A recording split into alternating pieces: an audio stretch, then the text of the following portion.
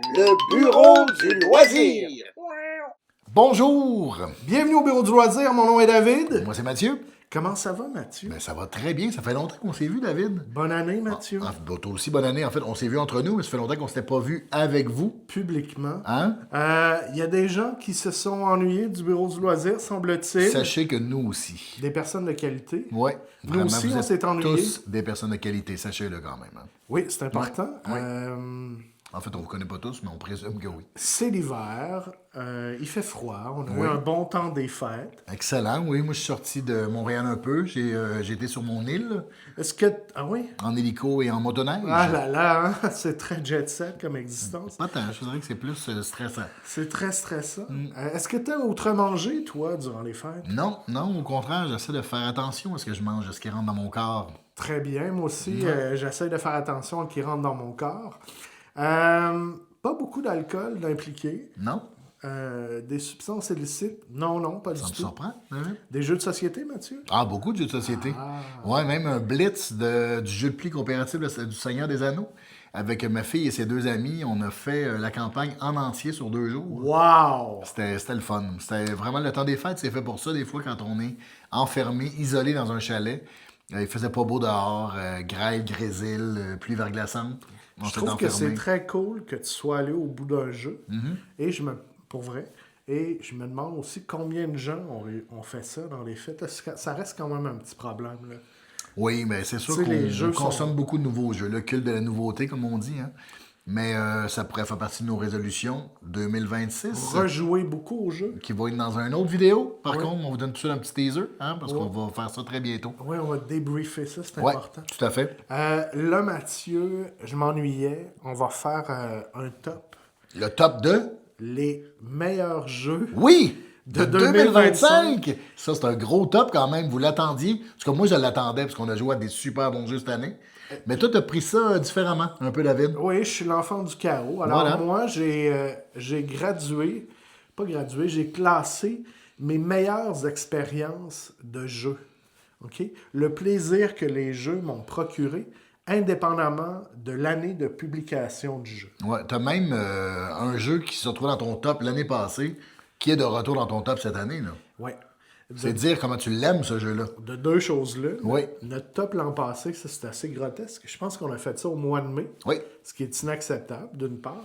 Parce que celui-là, c'est le temps de jouer en masse au jeu de 2024. C'est parfait. Oui, puis d'autre part, ce jeu-là, là, tu sais, en tout cas, les gens qui suivent le bureau vont sûrement le deviner, mais je le dirai pas tout de suite, mais il m'a procuré tellement de plaisir et de joie que ça a été malhonnête de ma part de ne pas le classer. Il faut pas taire ça quand on a autant de joie par rapport à un jeu. Fait que c'est tout en ton honneur, David. Ça, là, Mathieu, là, c'est mon nouvel angle. Tu sais, je change d'angle aux 4 semaines. Ouais. Mais mon nouvel angle, c'est hey, tu sais, c'est-tu le fun? Ça me procure-tu de la joie? Je suis comme un Marie Kondo un peu là, de l'expérience ludique. C'est super. Puis moi, de mon côté, j'ai essayé de m'en tenir vraiment aux jeux qui sont sortis en 2025, que j'avais essayé. J'en ai peut-être essayé une trentaine, puis là, je vous parle de 10. Fait que c'est sûr que c'est un gros échantillon par rapport à tout ce que j'ai essayé. On faudrait s'en reparler dans 2-3 ans pour savoir si ces jeux-là font encore partie de mon top 100 ou de mon top... Ton top 16 000. Mon top 16 000, ça. À date, tous les jeux que j'ai font partie de mon top 16 000. Hein. Ouais. Puis il reste de la place en masse dans mon top 16 000. Oui. Donc, c'est ça. Je me suis vraiment comme fié à l'année de sortie du jeu. Même, il y a des jeux qui sont sortis en français cette année qui étaient sortis avant dans une autre langue, en anglais, puis même ces jeux-là, je les ai même pas pris en compte. J'ai vraiment été dans les jeux sortis en 2025. Parce qu'ils existaient déjà en anglophonie. Oui, exactement. En anglophonie, fait qu'en francophonie, pas encore, mais même ces jeux-là, par exemple, Agent Avenue, que j'ai beaucoup aimé, un jeu à 2. Sniff Chien, comme je l'appelle. Sniff Chien, Rattrape Chien-Chien. Rattrape Chien-Chien. Exactement. Fait que c'est ça. Il y a plein de jeux dont je parlerai pas aujourd'hui, mais il y a plein de jeux dont on va parler. C'est pour ça que t'es bureau et que je suis loisir. Voilà. Tout ça, ça marche. Je suis un gars de stats, c'est dans le sens que je suis plus anal sur les règlements. C'est peut-être ça aussi parce que c'est moi qui les apprends d'habitude. Voilà. Qui dit top dit gros chiffre avec un son de Le fuck. son, c'est ennuyé de ça, David? Oui. Est-ce que c'est le même son et le même chiffre? Oui, j'en ai pas beaucoup dans ma banque. C'est malade, j'adore ça. Exact. J'espère que vous êtes ennuyé aussi parce que ça s'en vient. Alors, 10e position. Numéro 10. Est-ce que tu commences, Mathieu? Oui, je peux commencer, puis on y va Snake. On comme y va dit. Snake, Je comme vais disent, commencer, tu vas commencer, comme les disent gars dans de les pool. poules. Exactement. Et on est un peu des gars de poule, de toute façon, en tout cas, moi, oui. Toy Battle, mon numéro 10. Toy Battle, un petit jeu simple que je trouve... Je suis surpris quand même que ça se retrouve dans ton top 10, mais... Ah oui? Oui, parce que c'est très simple, en fait. Oui, mais justement, on dirait que c'est le fun, des fois, d'avoir des petits jeux simples de même aussi. C'est J'essaie quoi d'être Toy démocratique Battle, aussi dans mes choix. là. Raconte-nous un peu qu'est-ce qui se passe pour C'est ceux un qui jeu n'ont de- pas du tout joué. C'est un jeu de confrontation, c'est comme d'aller saisir le drapeau de l'adversaire. Donc, on va essayer de faire un chemin de notre château fort, si on veut, Ouais. jusqu'à son château fort à lui ou elle. Il y a un Et petit on va parcours aller... de dessiner sur Exactement, le une tableau de jeu. petite hein, route, un il va chemin. falloir être capable de relier le château fort de l'ennemi à notre château fort pour être capable d'aller capturer son drapeau et ainsi gagner la partie. Ou sinon, on peut aussi gagner avec un nombre d'étoiles. Je Ouais. pense que ça varie d'une map à l'autre. Et c'est pourquoi j'aime ce jeu-là aussi. Je dis que ça varie d'une map à l'autre, mais il y a 8 façons de jouer dans une si petite boîte, 8 plateaux différents dans Toy Battle. Et c'est un jeu d'un designer que j'aime beaucoup aussi, Paolo Mori. Ah oui. Oui, qui a fait, bon entre Paolo. autres, Ethnos, Archaeos Society, Libertalia, Blitzkrieg, que j'aime beaucoup aussi, un jeu militaire, encore là, qui reprend peut-être un peu ce principe-là aussi, un jeu de confrontation à deux. Et tu me disais qu'il y avait beaucoup de jeux dans le jeu. Ça, Ouais, c'est un c'est- aspect que tu as très apprécié de Ouais, Toy Battle. vraiment. Puis il y a 8 cartes différentes qui jouent toutes différemment. Et je trouve ça très généreux à une époque où il faut souvent... même des fois des boîtes que tu utilises une fois, il faut racheter une deuxième boîte pour être capable de continuer le jeu. Grotesque. Le jeu, ouais, je trouve que les autres sont vraiment très généreux dans leur façon de faire. Donc, Toy Battle, mon numéro 10. Moi, c'est pas dans mon top 10, mais ce que j'ai aimé de ce jeu-là, tu sais, c'est... j'appelle ça les jeux 2 de 3 ou 3 de 5. Ça se joue assez rapidement. Très rapidement. On peut faire plusieurs parties une après l'autre, décider Ouais. qu'on fait, OK, le premier qui en gagne 3 sur 5. Puis quand on fait ça dans un jeu, Mathieu, je trouve qu'on devient meilleur. Parce que une des affaires, c'est qu'on est souvent confronté à une nouvelle expérience. On ne maîtrise pas tous les rouages. Ouais. On comprend le jeu, mais le comment gagner, c'est une autre affaire. Puis quand on a l'opportunité de faire plusieurs parties, ça devient plus satisfaisant. Et il y a assez de stratégie dans ce jeu-là pour être capable de jouer avec des gamers d'expérience et aussi Oui. montrer ça à quelqu'un qui a jamais joué à un jeu de société de Exact. sa Il vie. ne sera pas largué Et complètement. avoir du fun aussi. Fait que voilà, Toy Battle, mon numéro 10. Moi, mon numéro 10, c'est Dune Imperium Résurrection. Insurrection. Insurrection. Ouais. De Résurrection, Paul, c'est une autre affaire. de Paul Dennen. On n'a pas confondre avec Denis Villeneuve qui a réalisé le film. Non, ouais. Denis Paul Vil- Denis Villeneuve. Ouais, il réalise pas Non. des jeux Denis Villeneuve. Non, mais Paul Dennen, oui, des bons jeux. Clank, entre autres. Hein? C'est le Ah designer ouais? de Clank. C'est vraiment Ouais. une chance que tu es là. Moi, Ouais. je sais rien. J'adore Clank, c'est vraiment le fun. Mm. Mais Dune Imperium, alors, je vous raconte rapidement l'histoire. On avait déjà joué au vieux nouveau Dune. Au Dune Imperium tout court. Ouais. Ouais.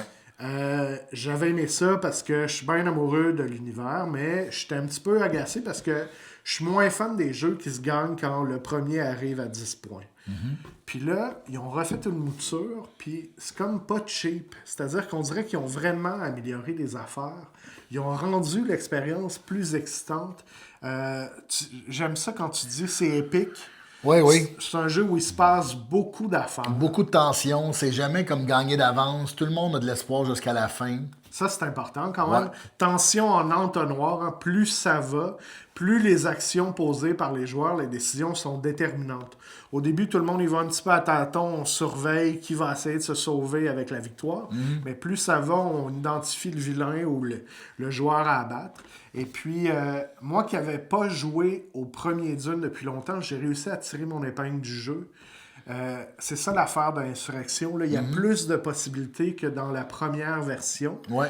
Et donc, ça laisse un peu à tout le monde autour de la table la possibilité de tirer son épingle du jeu. Peut-être que ceux qui souffrent de paralysie de l'analyse, peut-être que vous êtes mieux avec la première version, parce que de toute façon, c'est deux jeux quand même qui se ressemblent beaucoup, beaucoup.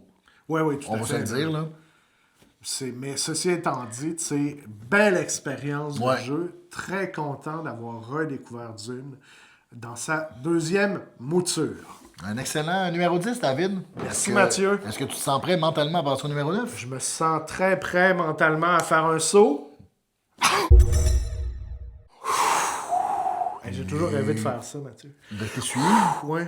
Malade, tu veux te le faire encore? Comme dans une BD, là. Je sais pas qui fait ça. Mettons, dans les dessins animés, là. Je pense qu'il faut comme que t'enlèves ta soeur après aussi.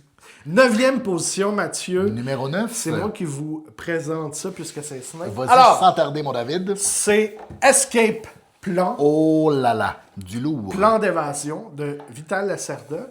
On avait fait dans nos résolutions, on avait exprimé le désir de jouer au moins un Lacerda par saison. Ouais. On va revenir là-dessus, deuxième teaser.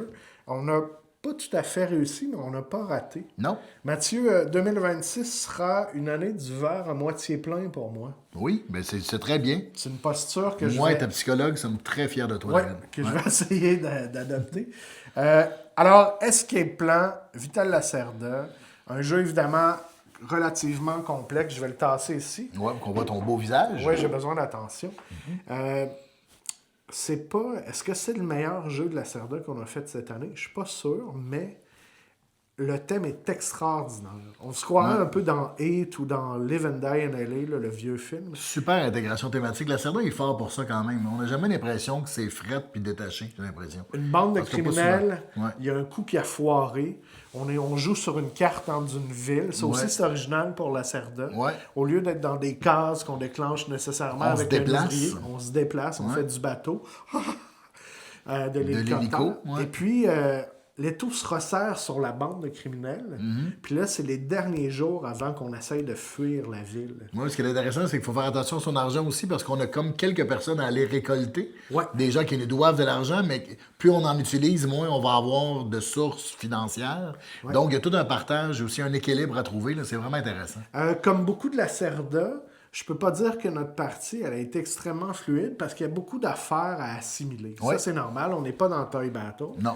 Ceci étant dit, l'originalité du thème est incroyable. Moi, j'ai très envie d'y rejouer, en fait. Vraiment. Puis là, tu sais, là, ça fait longtemps qu'on a joué. En plus, on dirait que je m'ennuie plus que dans les semaines qui ont suivi notre expérience. Je rejouerais à ça. Ouais, je Très suis beau d'accord. jeu aussi. Là, tu sais, graphiquement, on est un peu dans la BD ou tu sais, le roman graphique noir. Tu sais, tout ça. Merveilleux design de Yann O'Toole encore, là. Graphisme de Yann O'Toole, en fait. Là. Oui, c'est un petit nouveau, ça, hein, qui est en train de percer. là, Ouais, autour, ouais, là. il est pas mauvais. Il est bon à Il y a voir du aller potentiel. jeune. Ouais. Toi, ta 9e Oui, position. moi, c'est ça fait serait par quoi? un petit designer nouveau aussi, hein, Simone Luciani, qu'on n'a jamais entendu parler. Donc, c'est comme dans une série de petits jeux qu'il a fait cette année, Luciani, ça et Echoes of Time. Des jeux de cartes. En fait, on est plus habitué, lui aussi, de faire des gros jeux de plateau. Mais là, cette année, il a fait des petits jeux de cartes et je vais vous dire qu'il a bien réussi, selon moi. On peut jouer dans le train à ce jeu-là. Ouais, ça s'apporte bien, je pense. C'est super pour même un petit sac de travail d'affaires là, d'ordinateur. Ouais. Etherstone, un jeu, je dirais, grosso modo, là, entre Magic et Res Arcana, peut-être pour ceux qui connaissent bien les jeux. Là. Construction d'engins, mais limité parce que c'est des decks à C'est peu près full uniques. fantasy, hein, Oh, Mathieu. c'est complètement... Disons-le, là, on est c'est dans comme- les monstres. Ceux qui là. aiment les voyages en train, mettons, tu sais, ou les thématiques dry de... Terre à terre, là. Terre à terre, ça, on n'est pas là, tu sais, ceux qui n'aiment pas les dragons, puis les pierres, et les élémentaires de feu et tout ça, elle n'est pas là parce qu'on est vraiment dans le fantasy. Mais ce qui est bien, c'est qu'on a quasiment des decks uniques, c'est là où je le compare à Magic, parce que on va avoir un draft de cartes en début de partie, et il y a énormément de cartes dans le jeu, et on a, je pense, 6 ou 7 cartes par partie. Alors, il y a vraiment une rejouabilité immense dans ce jeu-là, et c'est pourquoi je l'aime parce que j'ai comme envie d'explorer davantage. Parce que là, on a touché, j'ai l'impression, la pointe de l'iceberg. Tu sais, en jouant 2-3 fois. Fait que c'est vraiment... Est-ce que tu me permets d'émettre un commentaire positif? Certainement, je te permets. Là, je vais vous dire une affaire. Quand on joue en des jeux, puis il y a des gros decks, comme Mathieu il écrit, là, je trouve que la problématique, souvent, c'est qu'il y a beaucoup d'informations à assimiler pour être capable de tirer parti de son deck. Tu sais, si on n'a jamais joué.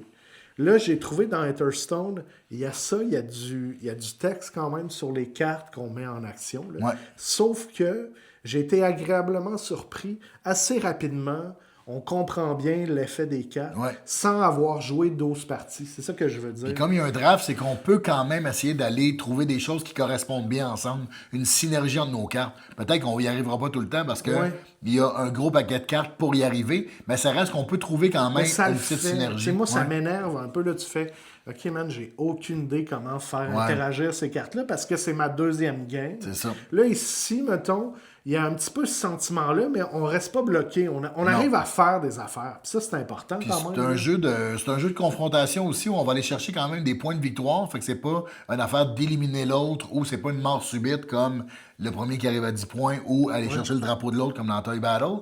Ça reste qu'il y a quand même des points de victoire là-dedans, mais c'est toute une façon d'aller en chercher en détruisant nos propres cartes, en les ramenant dans nos mains, en les redéployant sur le jeu aussi. Puis on a un héros, on a tout le temps le choix entre 2 héros à chaque partie. Et ça aussi, ça va changer parce qu'il y en a plusieurs dans la boîte. Fait que c'est un jeu que j'imagine que je vais pouvoir jouer longtemps juste au jeu de base. Et ça serait très facile en temps et lieu de sortir une extension aussi. Là. Ce n'est que des cartes. Alors, Oui, c'est ça. Pas besoin de resculpter des figurines. non, exactement. Dans le Peter Stone jade. de Simone Luciani et Virginio Gigli. Bravo. Belle Merci. 9e position. Merci beaucoup. Qu'est-ce qui arrive après 9? Je pense que c'est le 8. Oh! À mon tour. Alors, mon numéro 8, un beau chiffre, c'est une sensation cette année. Eternal Dex. Oui, oui. Je Donc- sais pas pourquoi je l'ai pas mis ou je l'ai-tu mis. Ah, Je ne sais pas parce que toi, tu n'as mis aucun jeu de 2025 de toute façon sur ton top 2025. C'est ça que je dis que c'est un enfant du chaos, mais moi, là, j'accueille Non, mais ça c'est complètement. ça. C'est correct, C'est tout à fait s'équilibre. correct. Oui. On est complémentaires. Donc, Alors, Eternal excuse-moi. Dex, j'ai pas pris en note de qui est le jeu. Je suis désolé à son auteur. Publié par Pixie Games. Ouais, Pixie On Games peut déjà dire ça. en français. Ouais. Par Pixie Games. Mais Eternal Dex, un jeu coop à communication limitée. Une des modes cette année, peut-être, dans le jeu de société, parce qu'il y a eu Take Time aussi. J'ai hésité entre les deux parce que j'ai beaucoup aimé Take Time aussi. Mais Eternal Dex me semble plus complexe sans que Take Time. Peut-être un petit peu moins addictif, peut-être un plus grand effort de prise en main, peut-être. À déballer, c'est plus laborieux. hein. Ouais, mais À en même temps, installer, c'est là, très très beau sur la table. Un petit tissu en soie, noir et blanc, qui fait le plateau de Oui, jeu. oui, non, mais je dis dans le Ouais. sens de Oui, tout à fait. compréhension. Puis les cartes sont vraiment belles au niveau de la couleur, au niveau du visuel. C'est un jeu qui est très impressionnant. Puis on a joué plusieurs fois cette année, puis à tous les fois, ça a été une super expérience de jeu. Il n'y a personne qui est mécontent de jouer à Eternal Dex. Il n'y a Non. personne qui est frustré. À part peut-être, mais même des gens qui n'aiment pas les coops que je connais, on vous nommera pas, je sais que vous vous reconnaissez. Ouais. Et ils ont même aimé ça, ces gens-là aussi. Fait que ça vrai? plaît même à des gens qui Attends, n'aiment là, pas. est-ce que je pense à qui tu penses? Est-ce Oui. que...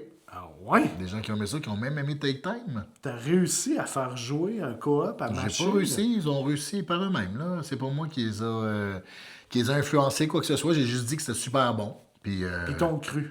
Ils ben, ont je sais accepté pas, la mais coop. ils ont essayé, puis ils ont aimé ça. Alors, chapeau. Comme quoi, tout le monde peut changer. Hein? Ouais, Hein? Tant qu'on sort de notre zone de confort. exact. Moi On essaie aussi, de j'ai faire ça beaucoup aussi. aimé ça, par exemple. Ouais. Écoute, on se trompe pas, les coops, je sais pas quoi te dire, c'est vrai. Ouais. Il y a beaucoup de mathématiques d'impliquer. On essaye de faire des patterns, d'obéir à des De conditions. ne pas jouer certaines couleurs, parce qu'à chaque fois qu'on va réveiller un éternel, c'est comme quand on réussit à remplir une rangée, par exemple, en y allant en ordre croissant, de 1 à 9, En posant des cartes. en posant des cartes sans se consulter à l'avance, on va réussir à réveiller, si on veut, à prendre la carte qui est au bout de la ligne. Et cette carte-là va avoir une restriction tant qu'on ne va pas l'avoir recouvert par un jeton, peu importe. Mais donc, les restrictions, il faut vraiment jouer avec les restrictions. Puis plus on libère de cartes en même temps, bien, plus on a de restrictions pour placer des cartes dans les autres lignes. Donc, c'est vraiment quand même un jeu qui est difficile à réussir, mais qui est vraiment satisfaisant. Encore le classique de se taper dans la main quand tu réussis une partie, ben c'est ça, Eternal Dex. Donc, c'est un jeu que j'ai beaucoup, beaucoup aimé. Se C'est mon numéro taper 8. dans la main ou se donner des câlins entre hommes. Là, Ou une aussi. petite claque sur une fesse, quoi qu'on fait plus ça avec des gens qu'on connaît pas, Non, on peut plus. puis on le demande avant. On demande avant, c'est pas compliqué. C'est pas compliqué, OK? Hey, ça te dérange-tu si je te tape la fesse si on l'a? C'est exactement, oui, non. Moi, je pense qu'il faut normaliser le consentement. Ouais, tout à fait. Alors, ton numéro 8, David? Moi, mon numéro 8, Mathieu, L'Enfant du Chaos. C'est un vieux jeu. Oui. Hein? Ça fait plus que 18 mois que c'est sorti. C'est Les châteaux de Ça fait Bourgogne. presque 18 ans que c'est sorti. Non, c'est pas vrai, ça fait 15 ans. Ça fait 15 ans. Ouais. Dans ce temps-là, j'avais encore mes dents de lait. Les châteaux de Bourgogne, Ouais. ça a été un jeu qui m'a apaisé. T'as pas joué à cette version-là parce que peut-être que t'aurais moins aimé ça. Ouais. Ouais, t'as joué à la belle version avec les tuiles en acrylique, là. Ouais, la Ouais, c'est grosse ça. version Ouais. Ultralux. Très charmante, très sexy. Très sexy, mais mécaniquement, ça fonctionne. C'est le même jeu. Moi, je continue de dire à mon amie Virginie, qui ne regarde pas nécessairement le bureau du loisir, que ça devrait être son prochain coup de cœur. Ouais. Parce que c'est quelqu'un qui aime beaucoup les jeux comme Azul ou Sagrada. Tu sais, du placement de tuiles un petit peu, là. Tu Ouais. vas chercher des ressources sur une espèce de tableau de commun pour venir, sur ton tableau personnel, réussir des patterns. Ouais. Entourer ou faire le lac le plus grand. Puis les buildings que tu vas me poser ont des capacités différentes aussi. Exact. C'est très zen comme jeu. Il n'y a pas énormément d'interaction entre les joueurs. On se coupe un peu l'herbe sous le pied. On là, va aller mais choisir sans- des fois des tuiles que les autres veulent. C'est ça. Mais c'est pas très belliqueux. Là. Il n'y a personne qui va venir vous chiver là, dans les toilettes entre la manche 2 et 3. Non, C'est donc bien spécifique comme commentaire. En tout cas, vraiment. ça l'arrive Ben, en pas. tout cas, je vois pas avec ces gens-là si j'ai la chance d'être chivé dans les toilettes entre la manche 2 et 3, mais Ceci évitez-les étant dit, à là, la table de Mathieu, jeu. là, Ouais. ouais, c'est ça, là, mais les gens qui sont au pénitencier sont susceptibles de jouer à des jeux de société. Effectivement, c'est vrai, je sais pas c'est quoi les politiques à l'interne. Ça fait Là, partie si on de- entend du bruit, j'ai comme ma chatte qui est un peu virée folle, qui fait des allers-retours. Ouais, la chatte, elle Qui est je pense très qu'elle tranquille, tombée d'habitude. sur ta cocaïne, là, tu sais, ou je sais pas trop. La tienne, en fait, David, parce que moi j'ai arrêté ça à ma naissance. Ouais. Alors, ça, c'était... on en est où, hein? Ça, c'était ma Position 8e numéro 8. position. Voilà, c'est facile, en troisième de joke. Ouais. De perdre le fil, on s'en va au numéro 7. Surf. Mathieu. Mathieu. Oui. 7e position. 7e position. Là, Déjà là. on va retrouver une thématique que j'aime beaucoup. Oui. Vraiment par la bande, là, parce que ça n'a pas de temps rapport. Mais mon 7e position, ma 7e position, c'est Comme Sail Away Un jeu de bateau. de Sachi et Sachi. On est sur un bateau de croisière. Ouais.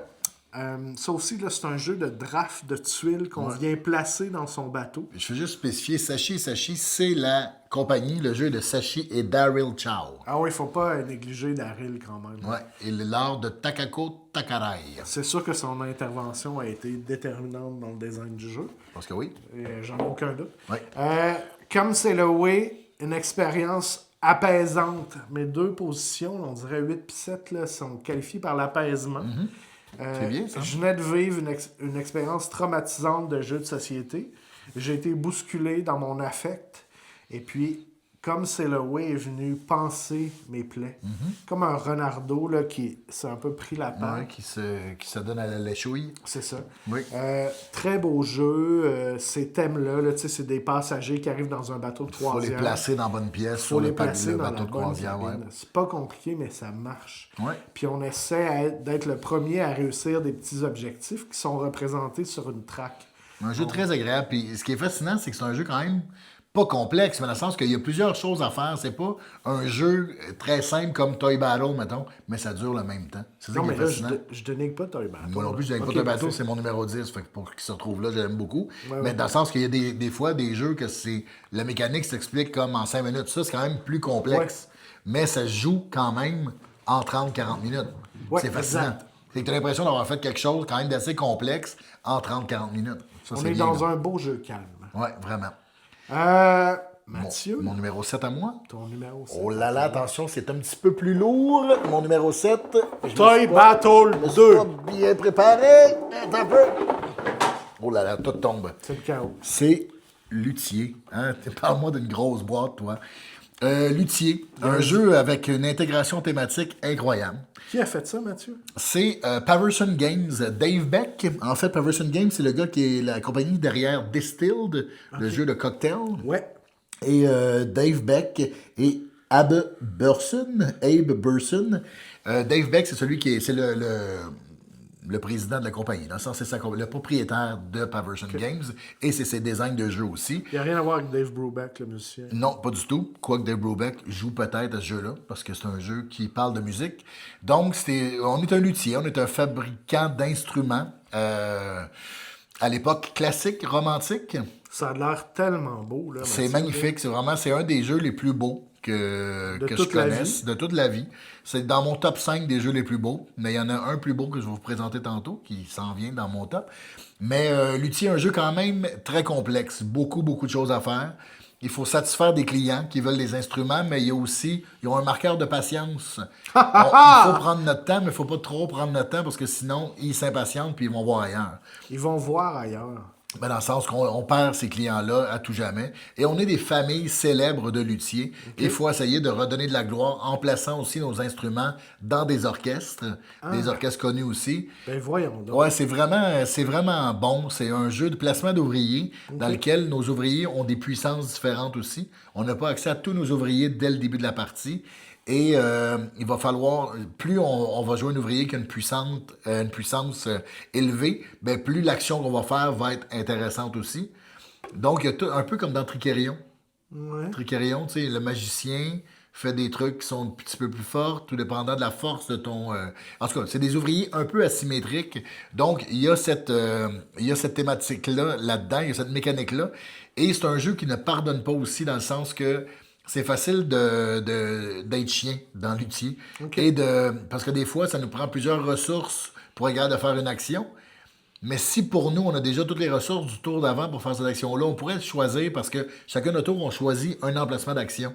Et on pourrait décider d'aller prendre tous les pions sur un emplacement d'action pour faire cette action-là. Mais David, par exemple, n'a pas encore les ressources pour faire cette action-là, mais moi, oui. Je pourrais quand même décider, pour lui nuire, d'aller choisir cette action-là. Lui, il n'aurait pas les ressources pour la faire. Moi, j'aurais les ressources pour la C'est faire. très cruel. Oui, ça peut être vraiment, au niveau de l'interaction, ça peut être assez cruel, mais c'est un jeu vraiment très beau, très complexe. J'ai hâte d'y rejouer, donc ça, T'as c'est... joué combien de fois, Mathieu? J'ai joué 2 fois. Est-ce que vous vous êtes chicané autour de la table? La première fois que j'ai joué, il y a quelqu'un qui est parti assez frustré à l'entour de la table. Ah ouais, hein? Ouais. Ouais. Genre, je taillis. Non, Pas mais à ce genre, point-là. ce jeu-là est vraiment tough. Tu sais, tu m'empêchais de faire 2 fois ce que j'ai voulu faire. C'était pas à moi que ça s'adressait, là. Ouais. Il y a 2 gars qui se connaissaient plus autour de la table. OK. Mais voilà, un super jeu luthier avec une super thématique. Voilà. Bravo, Mathieu. Mon numéro 7. Et sans plus tarder, le numéro... Yeah! C'était quoi ce cri-là? Alors, Hey! mon numéro 6, c'est un jeu coop, David. Le Seigneur des Anneaux, le destin de la communauté. Alors, c'est ce que David appelle Pandémie Seigneur des Anneaux. Ouais. C'est vraiment le même système que Pandémie. Un peu plus complexe quand même. C'est peut-être la version de Pandémie que moi j'ai joué la plus complexe. Puis c'est le fun parce que, pour les fans du Seigneur des Anneaux, moi j'en suis un quand même, c'est possible de refaire un peu l'histoire de la Terre du Milieu. On Et a une donc, grosse carte ici. on a hein, une très déplace grosse les carte. C'est personnages. très immersif quand même comme jeu coop. C'est complètement le fun. On a des quêtes à faire, un peu des side quests, là, Ouais. comme dans les jeux vidéo. Mais on a notre quête principale aussi qui est toujours d'aller détruire l'anneau. Mais par exemple, on peut tu sais, refaire la bataille de Helm's Deep complètement d'une manière différente. On peut passer par un autre chemin pour s'en aller jusqu'au Mordor avec Frodon et Sam. Mais on a toujours 2 personnages à jouer, puis on va manipuler les 2 personnages. Il faut faire 4 actions à un personnage, 1 action à l'autre personnage. On divise ça comme on veut parmi nos 2 personnages. Puis ils ont des attributs différents. Ils ont Ils des- font ouais. pas la même affaire. Des Fait que- pouvoirs asymétriques. Fait que là. d'une fois à l'autre, tu peux favoriser une carte, un bonhomme, Ouais. plutôt qu'un autre parce que ça te sert mieux à ce stade-là de la partie. Ouais, puis c'est ça bien que tu fait la gères, manière hein. que les troupes orques vont se déplacer sur le plateau aussi. Ils suivent des petits chemins de couleurs. Vraiment, c'est très bien fait. C'est très, très bien pensé. C'est un système qui est éprouvé, le système de pandémie. Mais là, je trouve qu'ils l'ont amené encore plus loin. Et c'est un jeu que j'ai adoré, vraiment. Toutes les parties, c'est toujours une expérience différente.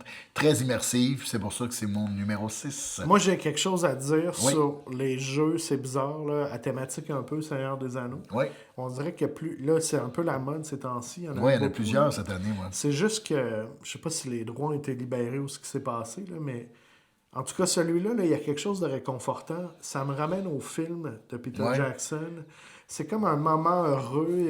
Écoute, c'est des films qui vieillissent évidemment très bien, là, mais c'est Ouais. comme. On dirait que toute l'expérience est revécue. Le plaisir que tu as à revoir un film que tu as Ouais. aimé, excusez, étrangement, mettons, ça fait que tu joues à ça et tu as l'impression de connaître les personnages. Ouais. tu te comptes un peu des histoires dans ta tête, tu essaies de réussir où ils ont raté. C'est le fun de voir un autre visuel aussi pour des personnages qu'on connaît, puis c'est bien réussi, on y croit. On croit que quand on prend Bilbo, on fait comme, ah ben oui, C'est pas Bilbo, Bilbo. excuse-moi, Frodon. Frodon. Ouais. Bilbo, c'est le plus vieux. Ouais, Bilbo, c'est dans le Hobbit. Mais donc, un jeu de Matt Leacock, je ne l'ai pas dit, là, c'est bien important pour moi de dire les designers. Matt Leacock, that's it, le créateur de Pandémie. Donc, super travail et c'est mon numéro 6. Moi, je suis un peu nerveux, je ne veux pas commettre d'erreur. Ouais. Bon. Ma 6e position, c'est un tout petit jeu. Ça s'appelle, en français, Filet aux fiches. Oui. C'est un jeu de pli, hein, Mathieu. Un jeu de Friedman Friese qui s'appelle Fischen en allemand. Ouais. Ouais. Un genre de filler, mais qui a une mécanique très particulière. C'est-à-dire qu'on essaie de remporter des plis. Oui. Et stratégiquement, lorsqu'on perd un pli, ça me donne un peu comme l'espèce de premier choix pour les autres cartes. C'est comme un avantage de perdre un pli dans ce jeu-là. Et là, on dirait que mécaniquement, ça, je trouve ça très original, c'est très intéressant.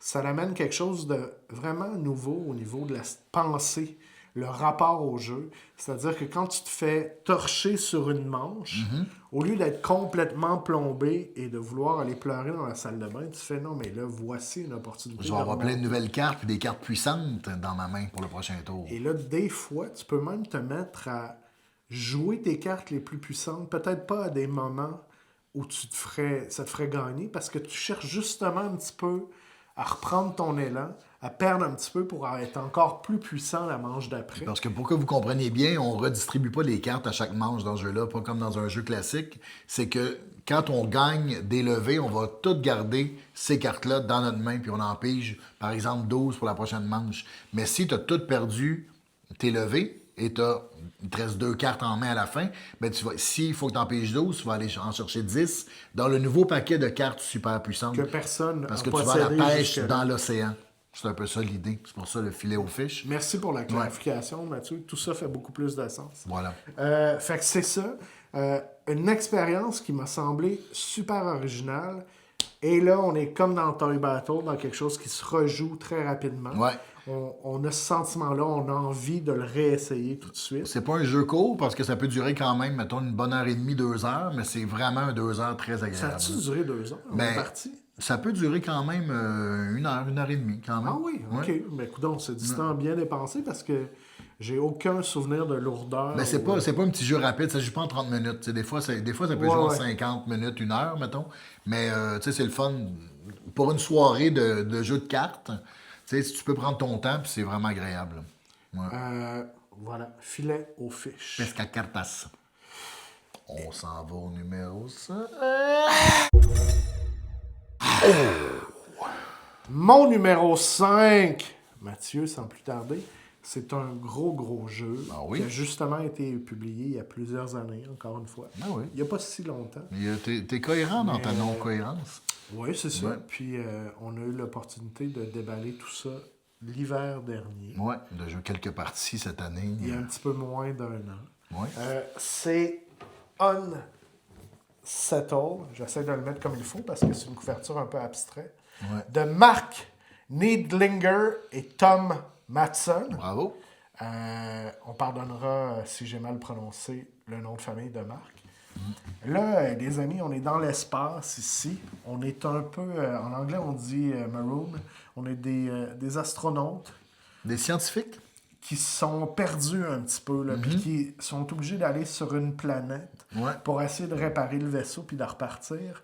Et on essaie de piger un peu des affaires sur la planète. Ouais, de comprendre comment cette planète-là fonctionne, puis d'essayer de trouver les ressources nécessaires pour amener à bien notre mission. Là. On a comme des zones qu'on active, chaque personnage, là, qui nous permettent de faire certaines choses. Je l'explique pas bien, là, mais bref, la mécanique est somme toute assez simple à comprendre. Oui. Très straightforward aussi, puis c'est très visuel. On joue comme sur un tableau, on le voit ce qu'on active. Puis on se déplace assez difficilement sur la planète. C'est pas de la tarte, mais c'est coop. C'est très drôle. Il y a un humour qui est dans les explications, puis dans le lore, là, avec chaque planète, t'as un peu une histoire.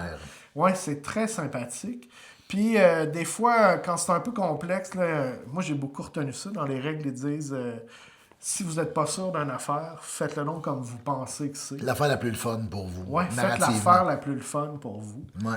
Ce qui fait que t'es pas tu sais, prisonnier, là, mettons, du jeu. Des règles, ouais. Puis, c'est un jeu qui se déploie en plusieurs petites boîtes Ouais. qui sont chacune une planète. Il y a 9 avec planètes en ses tout, je pense. caractéristiques, Ouais. tout ça. Ça Puis aussi, 3 missions là, différentes sur chaque planète aussi. Ouais. Puis tu peux les refaire un peu comme tu veux, là. Moi, je serais game de m'enfermer toute une fin de semaine puis de torcher Unsettled. Oui, C'est le sentiment que ça me fait. oui, oui. C'est un jeu d'aventure dans l'espace. C'est un peu drôle, c'est un peu difficile, mais c'est bien fait. Puis, on s'est-tu planté? On s'est comme juste assez planté pour pas être découragé non Ouais. plus. Tu veux pas tout réussir l'émission du premier coup, évidemment, parce que ça voudrait dire que On c'est est trop rendu à la facile. planète 4, je pense qu'on s'est rendu 3 ou 4. 4. On a fait une couple d'émissions, puis là, on l'a repris. Puis, tu sais, quand tu rates, tu comprends ce que t'as pas bien fait. Ouais. J'en ai assez parlé, c'était Unsettled, ma 5e position. Moi, ma 5e position, c'est un grand succès de l'année. Zénith. Oui! Ouais, Zénith, un jeu que j'aime beaucoup. C'est vraiment un jeu de tir à la corde, de souk à la corde. Et, Planétaire. Ouais, planétaire. Fait qu'il faut essayer, le grand thème, c'est d'essayer d'avoir de l'influence au niveau de la galaxie pour être capable, si on a de l'influence sur Jupiter, ben, on va amener Jupiter vers nous. Et quand on a assez d'influence, ben, on a conquis Jupiter, si on veut. Et donc, le but, c'est d'avoir soit 3 fois la même planète ou 4 planètes différentes ou 5 planètes, peu importe lesquelles. Donc, Semi-coop, hein? Tu joues en équipe tu joues en une autre équipe, c'est un 2 versus 2. Puis moi, c'est ce que j'aime particulièrement de ce jeu-là. Ça peut jouer Comprends. aussi à 2, en 1 contre 1. Puis c'est super. C'est une belle année, je trouve, pour les jeux de confrontation. Il y a eu des jeux très complexes dans du 1 versus 1 ou dans du 2 versus 2. Puis, ben, pas très complexes, mais je veux dire, des jeux vraiment le fun. Puis je trouve que c'en est un. Tout se passe avec des cartes. Il y a 3 choses que tu peux faire avec des cartes. Soit aller te chercher comme une espèce de monnaie, soit faire avancer justement les planètes, ou sinon avancer sur une espèce d'arbre de technologie. Et les 3 affaires sont le fun à faire, mais quand tu joues en 2 versus 2, c'est que t'as aussi, de cette action-là, te permet de donner une carte à l'autre, à ton partner, parce que ton partner peut juste jouer sur 3 planètes, puis toi, tu peux juste jouer sur 3... Ben, il y a une planète commune, mais sinon, on a chacun 2 planètes uniques. Fait que moi, je pourrais jamais influencer les 2 planètes qu'il y a du côté de David. Et si j'ai des cartes de cette couleur-là, il faut que je les donne à David pour que lui puisse les jouer sur ces planètes-là. Là, juste pour clarifier, vous n'êtes pas toujours obligé de jouer avec un David. Non. Tu dis ça parce que tu prends l'exemple pour Exactement, parce que toi qui es là, mais tu pourrais t'appeler Consuelo. nous, Consuelo Ouais. ou Santiago. Ouais. Mais là, comme on est assis côte à côte Ouais. ici, on serait ensemble. Puis en même temps, si vous voulez un David, c'est le fun aussi, parce que en général, les Davids sont le fun à avoir à une table de jeu de société. Voilà. Alors, Zénith, c'est mon numéro 5. C'est un jeu que j'adore. Moi, j'ai failli le mettre aussi. Ouais. C'est Grégory. Oui, Grégory Grard et Mathieu Roussel. C'est un jeu de Playpong illustré par Nayad Playpong qui nous avait donné aussi Captain Flip. Ouais. C'est leurs 2 premiers jeux de cette compagnie-là, fondée entre autres par Antoine Boza. Non niaise, hein? Et ça score fort, tout en partant. Voilà. Comment tu dirais que ça se compare au Monopoly Ninja Turtle? Je vous le dis tout de suite après la pause. Et... Oh yeah! De retour avec mon numéro 4 et ma réflexion sur comment ça se comparait avec Monopoly Ninja Turtle. Ouais. Ça se compare pas, David. Ah, OK. Ben Non. oui. C'est très Tu peux juste. pas en fait. comparer des tacos avec des poires. Tout à fait. C'est un piège. Tu t'en es très bien sorti. Voilà. Alors, mon numéro 3, 4. 4. Je vais vous parler d'un beau jeu, plus beau que Luthier. Ah, c'est ça. C'est The là que tu t'en Old allais. King's Crown. J'aimerais ça lire la BD. Ouais, mais il n'y en a pas. Mais tu pourrais man, jouer au jeu c'est- à la place. C'est tellement incroyable. C'est ce magnifique. Puis dessin-là. chaque illustration, chaque carte qu'il y a dans le jeu est unique. C'est beau, ça finit plus d'être beau. Des fois, on oublie de jouer tellement on est obnubilé On est par content. les composants. Voilà, on est bercé par ce monde magique. Le roi est mort, il a disparu en fait, et il faut le remplacer. Il y a 4 factions. Attends, il est mort ou il a été kidnappé, là? On ne sait pas, c'est pas dit. Il a disparu. OK? Et on veut la couronne du vieux roi. Et donc, on a 4 factions asymétriques qui veulent se battre pour le pouvoir. C'est un jeu de cartes, principalement. C'est des cartes, puis selon le chiffre et selon son pouvoir, on va pouvoir nommer aux autres cartes, annuler certaines cartes que les autres ont jouées. C'est un jeu dans lequel il y a beaucoup d'interactions. Ceux qui n'aiment pas l'interaction, allez pas là, parce que c'est un jeu qui peut être frustrant Parce que des fois, tu penses que tu as un super bon coup et tu te fais tuer ta carte. Si vous n'aimez pas l'interaction, par exemple, vous pourriez aussi lire des livres dans votre lit. Aussi, ou jouer à plein d'autres jeux euro qui n'ont pas tant d'interaction. Mais, Ouais, ok. mais tu peux aller là, David, il n'y a pas de problème. La lecture, là. Ouais. Donc, c'est ça. C'est un jeu. C'est un jeu dans lequel chaque faction va avoir un deck particulier, donc qui agit pas toujours de la même façon comme les autres factions. Il y a des factions qui sont plus belliqueuses. Il y en a d'autres qui essaient plus d'aider. Donc, ils ont toutes des personnalités différentes. J'ai pas dit, c'est un jeu de Pablo Clark. Et là, Mathieu, les gens qui nous regardent ont Ouais. une question qui leur brûle les lèvres. Ouais. As-tu essayé plusieurs factions? Ouais. Et- J'ai joué 3 fois à date, 3 factions différentes. Et laquelle as-tu préféré et pourquoi? Je connais pas encore bien leur nom. Je dirais que la faction que j'ai préférée, c'est la mauve. OK. Non, Et ça va. elle était plus diversifiée que les autres. J'ai pas essayé encore la bleue. Elle était plus diversifiée. OK, Ouais. bon call. Ouais. Les actions étaient plus Ouais, diversifiées. tu sais, la rouge est belliqueuse, la verte était meilleure pour voyager, puis la mauve était comme plus diversifiée. Puis la bleue embrasse super bien. Ouais, mais je l'ai pas essayé encore. Mais J'ai où hâte de j'étais, jouer à ça. avant que David m'amène sur un autre sujet, c'est que c'est un jeu de Pablo Clark et on voit qu'il n'y a pas d'illustration. Donc, c'est un jeu créé et illustré par Pablo Clark. Alors, vous imaginez le travail colossal qu'il y a derrière Old King's Crown. C'est fou. Puis, il a vraiment demandé, il a consulté les gars de Leader Games, donc les gars de Root, OK? pour avoir des conseils pour développer son jeu. Alors, on retrouve un peu ces mécanismes-là quand même, des jeux qui sont très asymétriques, mais que tout est bien huilé, bien fluide. Mais on n'est pas comme dans Root à se déplacer sur un tableau. Là. Tu me parles de Non, cartes. non, c'est vraiment des cartes qu'on joue de notre main. OK, parfait. Ouais. Puis, selon le symbole qu'il y a sur la carte, on peut faire des actions différentes. Puis est-ce beau, que les ça. gens qui aiment beaucoup Root, parce qu'on les connaît, Ouais. en fait, les gens qui aiment Root sont très intenses. Ils aiment beaucoup dire qu'ils aiment Root. Mais c'est beaucoup plus asymétrique Root que ça. Là. Tu sais, Ok. Ça, il y a juste 4 factions. Puis tu sais, peut-être qu'il y a des extensions qui vont en sortir d'autres, mais pour l'instant, tu sais, puis il n'y a pas une si grande asymétrie entre toutes les factions. C'est pas comme le vagabond versus les chats. Ou les pieuvres. Là. Il n'y a pas de pieuvres dans Root. Non. Voilà. OK, bravo. On pourrait l'appeler Ouais. le talentueux Pablo, parce que Ouais. c'est quand même pas de la tarte. Là. Designé. Je me souviens et plus de son designé. nom sur Instagram ou sur Internet. Il y a comme un nom d'artiste aussi. Mais The en tout cas, Goat. c'est vraiment beau. Taper Pablo Clark. Vous allez tomber sur ses illustrations. Il y a tout un monde qui vient avec lui. Donc, voilà. C'est Ça, c'était ta quatrième position. Pour le gameplay et pour le visuel. là. Oui, 4e position. Moi, ma quatrième position, c'est John Company. Un jeu très concret, hein, historico-violent. Oui. On n'est pas gentil dans ce jeu-là. C'est un peu dark. On est, dans le fond, là, des membres influents, puis on travaille là, dans une compagnie anglaise Ouais. qui est en grande partie responsable de la colonisation et de l'exploitation de l'Inde. Ouais, puis fait à noter, les John Company, c'est comme ça que les Indiens appelaient la Compagnie des Indes britanniques. C'est le surnom qui est un peu condescendant qu'ils donnaient. Ouais. Avec raison, là, c'est pas du monde smart. Non. C'est important qu'on se dise les vraies affaires, par exemple, là, qu'on Ouais. arrête de se cacher la tête de l'autruche dans le sable. Pourquoi John Company? Ben, c'est un jeu vraiment particulier. Premièrement, sous toute apparence, ça reste un thème original. On gère une compagnie. Donc, il y a les différents aspects. Tu sais, gérer un petit peu là, les bateaux, qu'est-ce qu'on met à l'eau, combien d'argent on dépense pour essayer Ouais. de faire du commerce avec un lieu en particulier en Inde. Puis les différents bureaux vont être séparés entre tous les joueurs aussi. Fait que c'est Exactement. pas tout le monde qui a toutes les décisions. On a chacun notre mot à dire sur certaines décisions alentour de la table. Donc ça, c'est la partie coop. On Ouais. travaille ensemble pour faire fructifier la compagnie. Ouais. Mais comme on est un peu des salauds cachés, il faut aussi battre les autres joueurs. Dans le fond, là, on ramasse de l'argent puis on va mettre un membre de notre famille dans une belle maison de retraite plutôt Ouais. que dans une caravane sur le bord du fleuve. Exactement. Ça, c'est l'objectif profond. Puis cette dynamique-là, elle est tellement intéressante.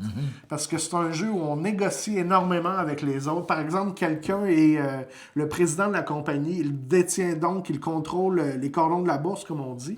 Puis là, les autres joueurs essayent un petit peu de le convaincre autour de la table de favoriser leur département plutôt qu'un autre. Fait que l'argument est facile à vendre. Tu fais, oui, mais là, ça va faire fonctionner la compagnie dont tu profites ultimement.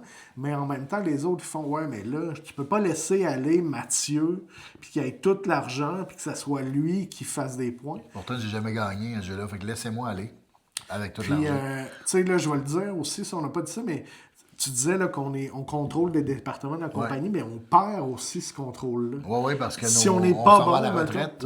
on est assez comme, vite, tu sais, en burn-out bien raide. Ou si la on collerette perd, trop serrée. Puis si là, on perd des guerres, on peut se Ouais. faire éjecter aussi.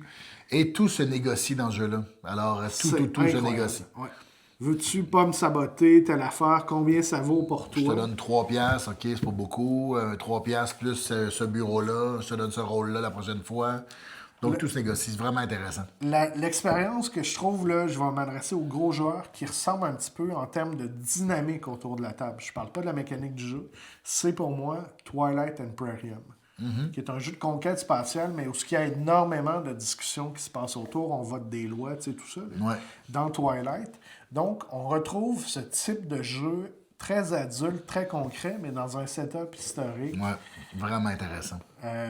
J'ai adoré ça. On a joué très rapidement 2 parties avec des joueurs très aguerris que je salue.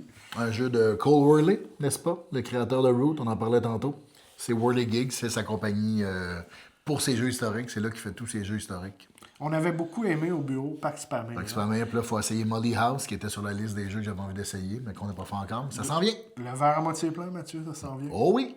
On passe au numéro 3. 3! Hey, le top 3, David. 3, c'est comme un 8 découpé. On est là. Ouais, oui, exactement. Ouais. Est-ce que tu fais le... Un petit rotaille de 8. Alors, ma 3e position de... Ça va, Mathieu? Mathieu, il répète un câble. Ma 3e position Oui. de 2025, c'est un jeu qu'on ne possède pas, ni toi ni moi. Non? Un jeu fantastico-monstrueux. Ouais, C'est... coop. Là, je vais mettre une image ici. C'est Return to the Dark Tower. C'est une remouture moderne d'un jeu qui avait été déjà publié dans les années 80, je Ouais, pense. les années 80, un vieux jeu. Comme le Monopoly Ninja Turtle. Mon ventre essaie de nous voler la vedette. Laisse-le dormir. Oui. Bon, Return, en tout cas, je ne sais pas si c'est un grand jeu, mais c'est quelque chose qui m'a donné beaucoup de plaisir.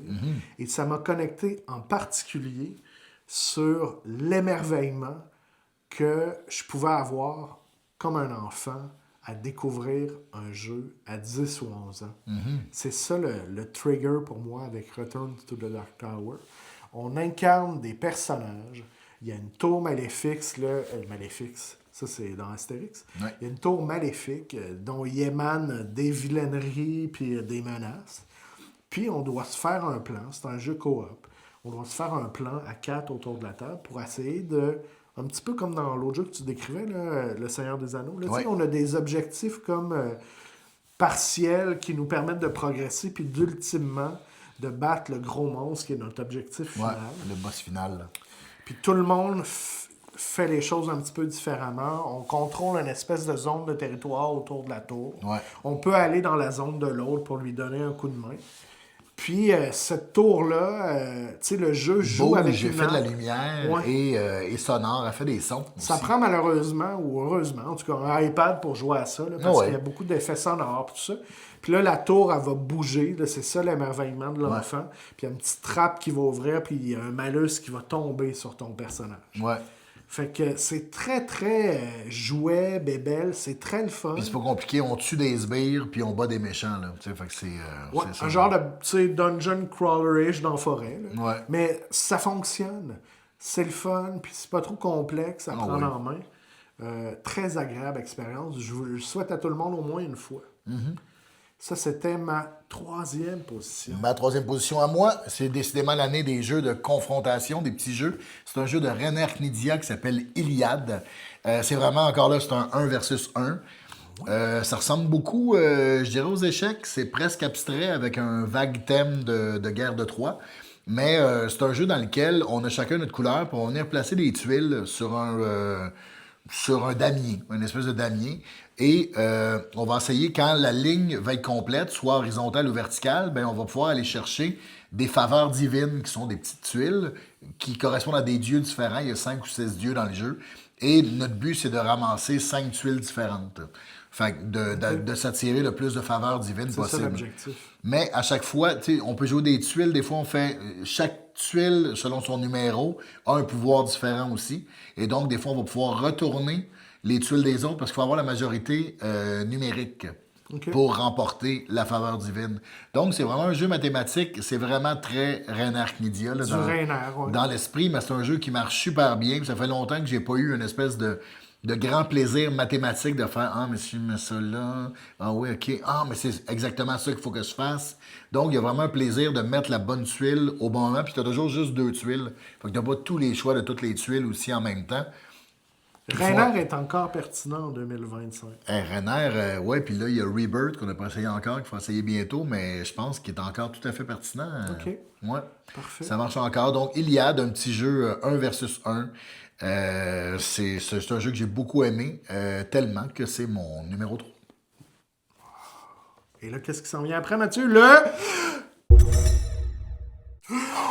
Oh my God! Top 2, baby! On approche du 2. On Ouais. approche du 2. Alors, mon numéro 2, c'est un jeu dont j'ai déjà parlé. Au bureau. Ici, au bureau. Core of Discovery. C'est un jeu que j'ai Corpse. essayé. Core? Core, je pense que c'est Core. Parce que Corpse, ça serait cadavre, puis ça prend un E, je pense, à la fin. Fait que c'est Core of Discovery, c'est comme. C'est un truc militaire, là, c'est une appellation Ok. militaire. Puis c'est comme ça qu'ils appelaient l'expédition de Lewis and Clark pour aller découvrir l'Ouest américain. Donc, c'est un jeu que j'ai exclusivement joué en solo plusieurs fois. C'est mon jeu solo probablement de l'année. Il va falloir venir voir le top solo de 2025 pour le voir. Mais c'est dans les jeux que j'ai beaucoup, beaucoup aimé. C'est un jeu de déduction.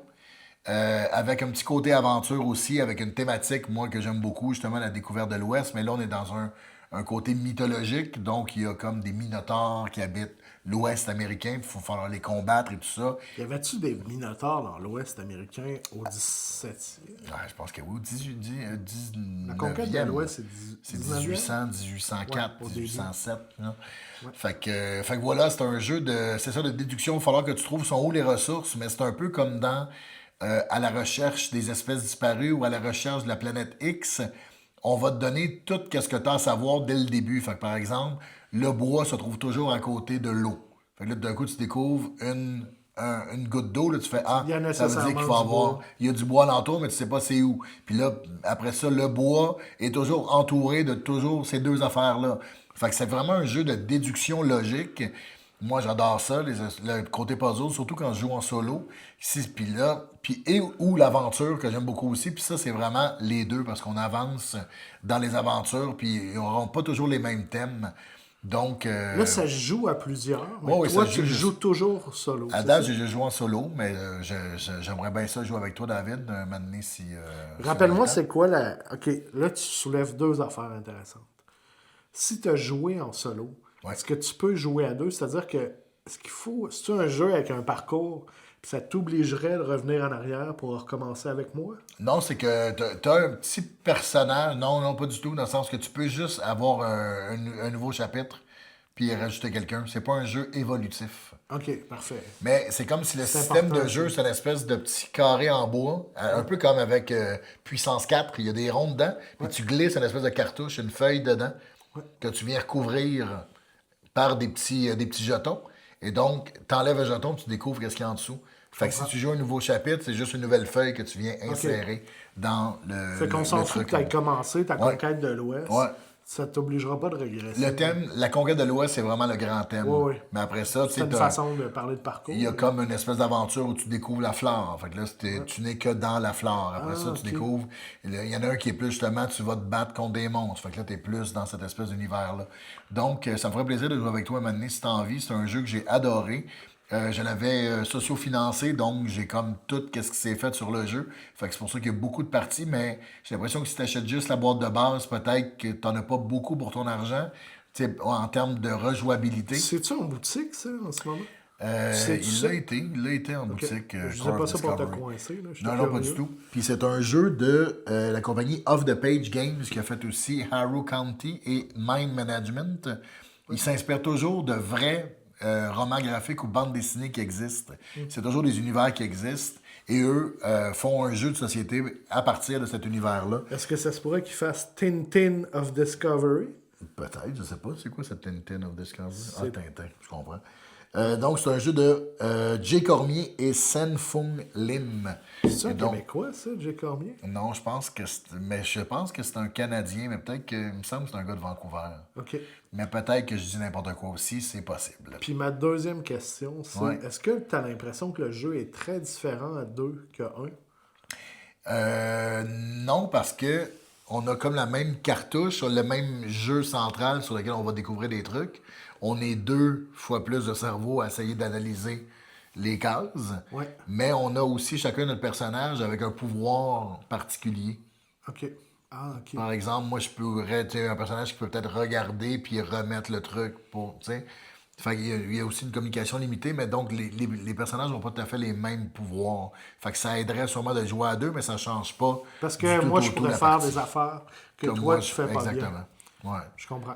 Fait que voilà. C'est mon numéro 2, Core of Discovery. A game set in the world of Manifest Destiny pour avoir le titre complet. Moi, ma deuxième position, et là, c'est là où je suis comme complètement pseudo-controversé, c'est Bomb Busters. Alors, il a régressé, David. C'est ton numéro 1 l'année passée. C'était mon numéro 1.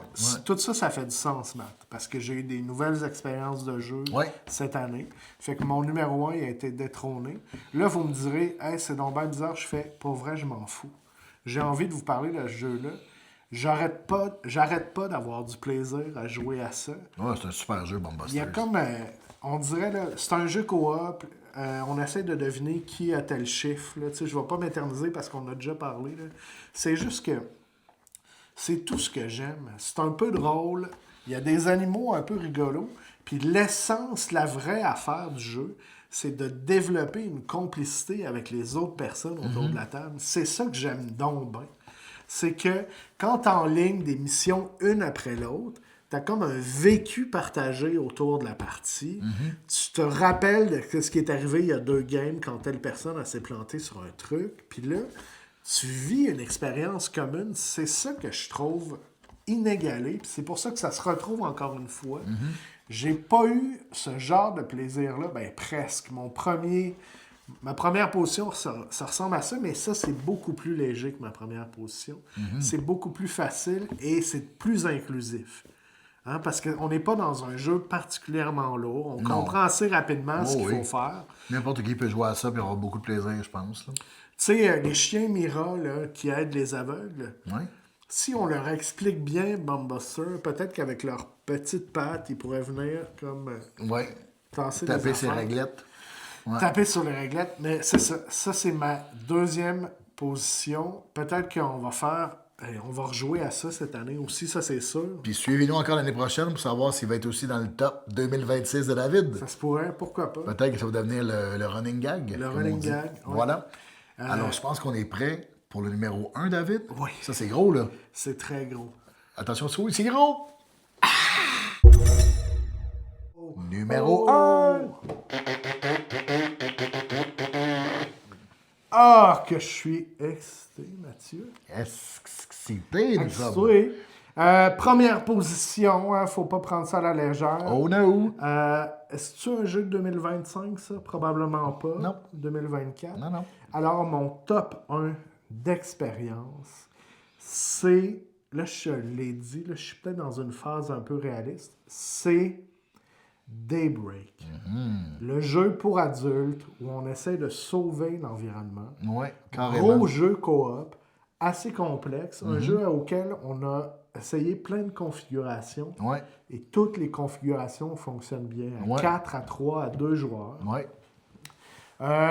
Un jeu, c'est en gros, là, on en a déjà parlé, mais c'est un engine building. Ça joue avec des cartes, puis on les active, puis on les empile. Ça nous permet de créer une espèce de cascade d'action. C'est un engine building par colonne. Oui, C'est par ça colonne. qui, Merci, ouais. Mathieu. On joue des espèces de factions, qui là, c'est très concret. C'est les États-Unis, l'Europe, les La mondes Chine. émergents et la Chine. Exact. Ça, c'est les 4 factions.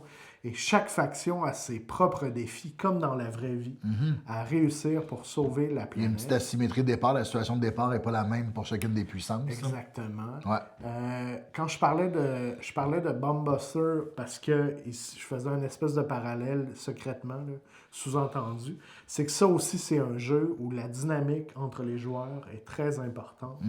On a des cartes en main, on peut décider plutôt que de les jouer, de les donner à un coéquipier pour faire briller sa machine à lui. Mais il faut que tu ailles ce pouvoir-là dans tes cartes. Tu peux pas juste le faire gratuitement. Exactement. Ouais. Puis, c'est très concret aussi comme John Company. On n'est pas dans le fantasy. Quoique, si vous le savez, là, j'ai une relation trouble avec le fantasy parce que c'est comme si je disais que j'aimais pas ça. Puis des fois, je joue puis j'ai beaucoup de plaisir. Ben, Fait beaucoup que je de pense jeux que j'aime t'aiment ça. Là. Même si on dirait que c'est pas la première affaire que je raconte. Mettons, quand j'essaie de creuser une fille, là, Ben, ça, c'est sûr. je dis pas que je tripe Non, sur mais les si un jeu est problèmes. le fun, moi, je trouve peu importe sa thématique, tu sais, dans le sens qu'il y a peut-être des thématiques qui collent plus à nous comme personnalité, là, comme toi, Ouais. les bateaux, mettons. Tu sais. Ouais. Mais après ça, il y a quand même, si un jeu est le fun, moi, je trouve qu'il faut pas bouder son plaisir parce que le thème ne nous Exactement. plaît pas, mettons. Je suis... À part si c'est extrême, là, mettons. D'emblée, je dirais que j'aime mieux les affaires concrètes, mais j'ai eu beaucoup de plaisir à Zenith. J'ai eu beaucoup de plaisir à ton 9e jeu, là. Tu sais, les élémentales, Oui, Etherstone. c'est ça. Tu sais. Ouais. Puis ça, c'est full fantasy. Ouais. Dans le fond, ouais, j'aime ça. Là. Bon, Ah bref. Mais c'est ça, fait que Daybreak, je vous souhaite d'y jouer. C'est un peu un investissement parce que c'est un jeu lourd, c'est très complexe. Ça, c'est pas pour les matantes. Là. Ils n'auront pas de plaisir à jouer à Ou ça. les matantes complexes. Ah oui, c'est vrai. Oui, Oui, il pourquoi y en pas. a. Il y en a des matantes qui jouent des jeux de société. Mais là, puis on n'a pas la boîte, mais parce qu'on a voulu partager le plaisir. Oui. T'as prêté ta copie. Ça va revenir bientôt ici. On vous la montrera à ce moment-là, mais on l'a pas pour On va l'instant. faire une vidéo, ça va être juste moi qui monte le cover de Exactement. Daybreak. Ouais. Mais moi, mon numéro 1, on a la boîte. Oh. Alors moi, pour la 2e année consécutive, c'est un euro assez lourd. Mon numéro 1, c'est Stupor Mundi de ouais? Nestore Mangone. C'est ton numéro 1. C'est mon numéro 1. C'est le fun, par exemple. C'est le jeu peut-être que j'ai le plus joué cette année aussi, là, en termes ok. de gros jeux. Ben, c'est pas si lourd, c'est moyennement lourd, moyen, même je dirais. Puis c'est ça, je trouve, qui est sa force aussi, c'est qu'il y a quand même beaucoup de choses que tu peux faire, mais ça reste que c'est pas assommant au niveau des règlements. Non, exact. Donc, en gros, on va devoir interagir avec le château de Frédéric II, qui est la merveille du monde, le Stupor Mundi, et on fait des... Le château où Frédéric qui est la merveille. C'est le chanteur. Frédéric II. La C'est personne. lui, la merveille du monde, Ok, c'est parfait. Frédéric II. Ouais, et nous, on est comme ses vassaux. C'est Un facilitateur. vassal des vassaux. Ouais, et donc, on est ses vassaux. On va soit être loyal à Frédéric II ou soit être indépendantiste par rapport à Frédéric II. Et on va pas avoir les mêmes intérêts. Donc, on va influencer son château. Soit qu'on va vouloir que son château et ses ressources se développent beaucoup pour qu'il y en ait toujours un certain montant, ce qui va nous faire gagner des points à chaque manche, ou au contraire, on va vouloir en avoir plus que lui de morceaux de château, ou d'or, ou de blé, ou de fer, etc. Des femmes. C'est pas dit, mais effectivement, ou un faucon, il y a un beau faucon. Ouais. Et donc, on va essayer d'avoir soit plus de ressources que lui, ou que lui en ait plus qu'un certain nombre. Et c'est ça. En gros, c'est vraiment un jeu de... C'est un jeu de Mangone qui nous a aussi donné Newton. Donc, il y a des petites cartes qu'on va mettre en dessous pour activer des emplacements d'action. Donc, c'est un jeu dans lequel on va avoir 5 actions avec une possibilité d'en débloquer une 6e. Et les actions sont... Il y a 5-6 actions différentes. Et on va essayer avec ces actions-là d'optimiser le plus possible notre jeu et de faire le plus de points possible à la fin de la partie. C'est un jeu qui a un très, très beau visuel aussi. C'est charmant, vraiment, le plateau sur la table, c'est beau. C'est très art médiéval, mais c'est vraiment bien fait. Et c'est un jeu que j'ai adoré. Je le trouve fluide. Je le trouve pas trop long non plus. Je trouve qu'il est compact. Je trouve que toutes les mécaniques sont vraiment bien imbriquées. Donc, c'est un jeu qui me plaît beaucoup. Moi, j'ai une question, Mathieu, Oui. à 2 volets. Je suis intrigué parce que moi, j'ai joué juste une fois. Oui. J'ai beaucoup aimé ça. C'est vrai que la dynamique est vraiment trippante. Tu favorises le roi ou tu lui nuis. Ouais. Puis là, tu vois son château grandir Puis ou tes pas intérêts grandir. peuvent être contraires à un autre alentour de la table aussi. Là. Et là, ma question, c'est, puis là, toi, tu vas pouvoir y répondre parce que tu as plusieurs parties sous la ceinture. Ouais. Est-ce que tu changes cette allégeance-là au cours de la partie ou en commençant la game, tu te dis, cette partie-là, je vais la jouer puis je vais être du bord de Frédéric? Non, c'est ça qui est le fun dans ce jeu-là, c'est que tu peux faire un peu les deux. C'est que pour certaines affaires, il faut que tu sois loyaliste, puis pour d'autres, tu peux vraiment dire hey, moi, je vais avoir plus de ressources que lui. Mais ton but, c'est de faire des décrets pour être capable d'aller manipuler son château à lui ou ses ressources à lui. Et donc, tu peux quand même arriver à avoir un côté loyaliste. Mettons que si tu avais comme des. Est-ce que tu parles de maintenir les deux postures en parallèle Ouais. ou de revirer ta veste au milieu de la partie? Ben, tu peux revirer ta veste aussi, mais tu n'as pas tant d'intérêt que ça à faire ça parce que les objectifs que tu vas avoir en début de partie vont rester à peu près les mêmes jusqu'à la fin de la partie. OK. Mais c'est à chaque tour que tu vérifies si tu remplis tes objectifs ou non. Puis, est-ce que c'est des objectifs partagés ou chaque joueur a ses objectifs à remplir? Chaque lui? joueur a ses objectifs à Parfait. remplir. Ouais. Fait que tu joues en fonction de ça. Tu Ouais. fais, OK, moi, il faut que je fasse ça. Exactement. Puis, il y a plus de chances de réussir ça si je suis pas fidèle à Frédéric. Ouais, C'est exactement. ça? Parfait, Ouais. je comprends. Donc, voilà, pour moi, c'est un peu de l'ordre de Lacrimosa, un peu de l'ordre de justement Newton. Tu sais, tu vois, il y a un côté voyage, il y a un côté. Il y a plusieurs petites choses que tu fais qui sont toutes assez Tu satisfaisantes. fais toi-même ton petit château, hein? Tu vas chercher des Ouais. morceaux. En plus, c'est tactile, il y a un petit côté tactile. enfantin, là, tu bâtis ton château. Tu vois aussi ce que tu es en train de faire. Tu n'es pas juste en train de compter des maths dans ta Exactement. tête. Non, donc c'est ça, c'est un visuel très fort, puis un jeu avec une mécanique extrêmement fluide. Arrivé tard dans l'année, Ouais. mais un impact certain. Mais ouais, mais je pense que ça a été un jeu socio-financé. Fait que je pense qu'il y en a qui l'ont reçu en début d'année. Ah, les Puis salauds. c'est sorti en magasin un petit peu plus tard. Mais je suis même pas sûr, en fait, que je sois sorti au Québec encore. Oui, il est en français. Ouais, je l'ai en Mais français. ouais. c'est un peu indépendant de langue, hein? Je me trompe? Oui, complètement. Mais il a été publié par Pixie Games. Mais sinon, il arrive très bientôt. Donc peut-être au moment où vous regardez cette vidéo, peut-être qu'il est déjà en... Chez GA. Oui, exactement. GA, c'est Ou, une chaîne d'alimentation. chez Jean Coutu. Oui, pharmacie. Oui, on trouve toujours de tout, même. Un ami? Merci, mon ami David, pour ce top 10 Une belle année de de jeu. 2025 ou des expériences de 2025. Hein. Vous, quelles sont vos belles expériences ludiques de 2025? Quels sont vos tops des jeux de 2025, des jeux que vous avez découverts cette année? On aime toujours ça vous entendre. Spill the beans, comme on dit. Ouais, spill the beans, spill the joy, Oui, share the joy. share the joy, tout ça. Puis en français. Oui, tout à fait. Dans la langue de votre choix, dans la langue En secrète anglophonie. des elfes Oui. ou la Ah, langue ouais. que vous souhaitez, ou des nains, David. Merci pour cette belle année encore. On va essayer. On vous revient avec nos résolutions ludiques pour l'année 2026. Mais on aime ça, vous savoir là. On aime entendre vos commentaires. On aime voir vos pouces et on aime que vous vous abonniez. Alors, propagez la bonne nouvelle. Ça nous fait toujours plaisir de voir que ça a de l'impact un peu, ce qu'on essaie de faire ici au Bureau du loisir. Beaucoup d'amour, beaucoup de jeux, force et robustesse.